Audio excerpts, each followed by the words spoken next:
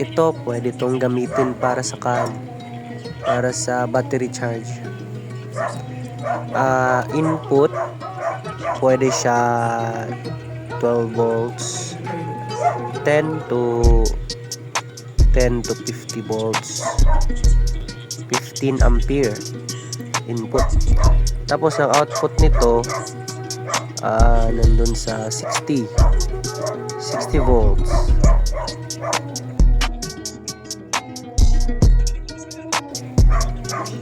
Try natin kung gagana ba.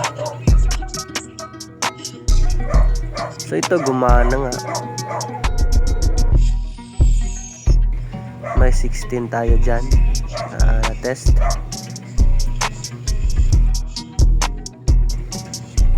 Pwede to sa mga sa battery charger or ano yung susuplayan mo, speaker charger, yung mga speaker na may 24 at 12 volts.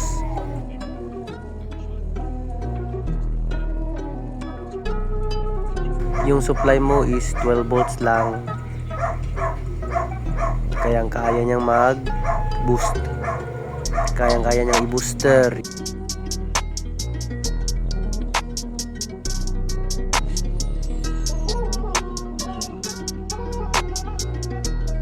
So dito, yung nasa taas para yan sa ampere adjustment.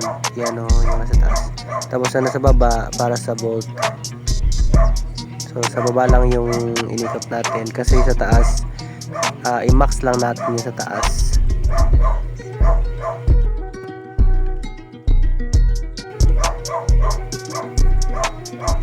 Yan na yung 67.